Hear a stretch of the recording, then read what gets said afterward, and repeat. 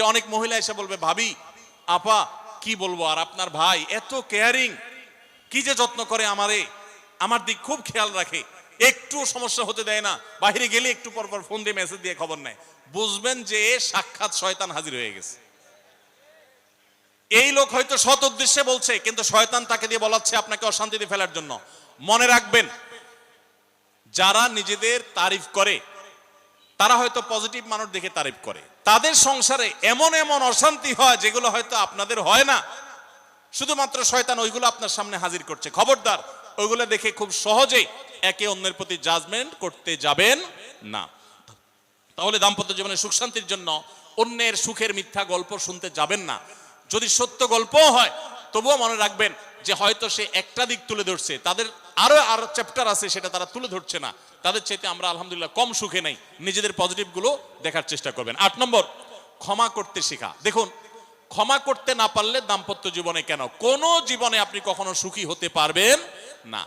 সবকিছুকে অনেক বড় করে দেখবেন না, অনেক কিছুকে ক্লোজ করবেন, ছোট করবেন। এবং মনে রাখবেন, আল্লাহ তাআলা ক্ষমাশীলকে ভালোবাসেন। কোরআনে আল্লাহ তাআলা একাধিক জায়গা বলেছেন, যারা ক্ষমা করে আল্লাহ তাদেরকে ভালোবাসেন।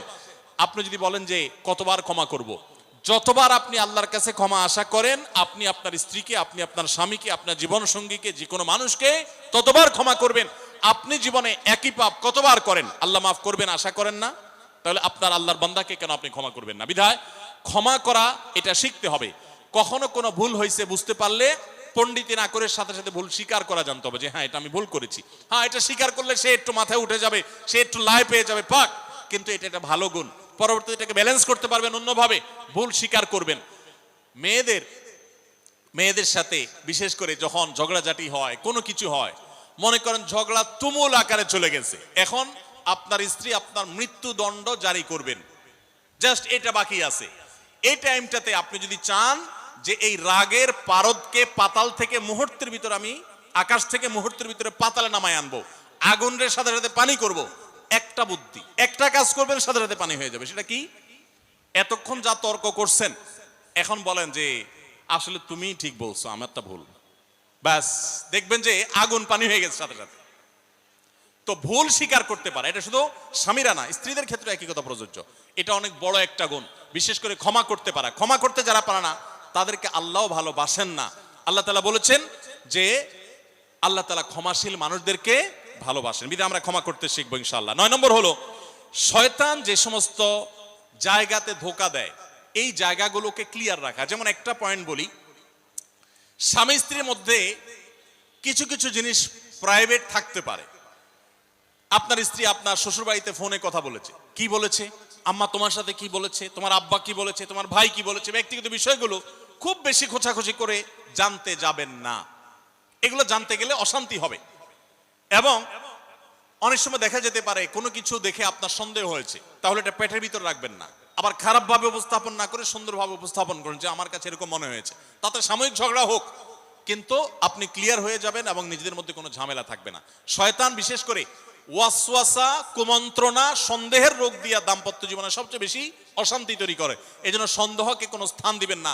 যখনই সন্দেহ আসবে বুঝবেন যে শয়তান এটা সৃষ্টি করছে। সর্বশেষ 10 নম্বর হলো, শাসন করার যদি কখনো দরকার হয়, স্বামী হোক আর স্ত্রী হোক বা সাধারণ মানুষের ক্ষেত্রে এটা প্রযোজ্য, রাগের মাথায় কখনো শাসন করবেন না। শাসন করতে হলে মাথা গরম হয়ে গেছে একটু সবর করবেন, ঠান্ডা মাথায়, শীতল মাথায় তারপরে শাসন করবেন। যখন রাগ উঠছে তখন কিছু বলতে যাবেন না। আপনার রাগ উঠছে আজকে, আপনি নিয়ত করেন আগামী 24 ঘন্টা পর এটার আমি বিচার করব, একটা বিহিত করব, এটার আমি কিছু একটা করে ছাড়বো। 24 ঘন্টা টাইম নেন, ইনশাআল্লাহ আপনি নিশ্চিত থাকেন 24 ঘন্টা পর যদি আপনি এটা নিয়ে বসেন, তাহলে আপনার এই বসাটা অনেক বেশি হবে ন্যায়সঙ্গত। এটাতে কোনো প্রকার সীমালঙ্ঘন থাকবে না, রাগের চোটে অন্যায় আচরণ হবে না, জুলুম হবে না, বাড়াবাড়ি হবে না, যথাযথ শাসন হবে। যেই কোনো মানুষের ক্ষেত্রে এটা প্রযোজ্য। আপনার একটা ছেলে এমন কোন অন্যায় কাজ করছে, আপনি এখন তাকে মাথা হট হয়ে গেছে, এখন শাসন করতে গেলে জুলুম হয়ে যেতে পারে, একটু সবর করেন, সময় নেন, দেখবেন রাগটা প্রশমিত হয়ে লেভেলে চলে আসছে। এরপর যদি শাসন করেন দেখবেন জুলুম হবে না। তো স্বামী স্ত্রী উভয়ের ক্ষেত্রে একই কথা প্রযোজ্য। ঝগড়া যখন করতে মন চায়, মেজাজ যখন গরম হয়, তখন না করে একটু পরে করেন। আমি সৌদি আরবে প্রবাসে যখন ছিলাম, আমি দেখেছি অনেক বাংলাদেশি ভাইয়েরা, তখন নেটের এত বেশি প্রচলন ছিল না, তারা মোবাইলে একটার পর একটা কার্ড রিচার্জ করতো 50 রিয়াল 100 রিয়াল দিয়া। কেন? শুধুমাত্র বউয়ের সাথে ঝগড়া করার জন্য। কিসের জন্য? কারণ কথা বলতেছে, মনে করেন কোন একটা বিষয় নিয়ে তুমুল বিশ্বযুদ্ধ বেঁধে গেছে দুজনের, এখন এই পাশ থেকে ওই পাশ থেকে কথা চালাচালি ঝগড়াঝাটি চলতেছে, চিল্লানি চেঁচামেচি, হঠাৎ করে লাইন কেটে গেছে, ব্যালেন্স শেষ, দৌড় দিয়ে চলে গেছে দোকানে, এই তাড়াতাড়ি একটা কার্ড দেন ভাই, তাড়াতাড়ি রিচার্জ করতেছে। কেন? তাকে এখন কি করতে হবে? অসমাপ্ত ঝগড়ার সেকেন্ড ইনিংস শেষ করতে হবে।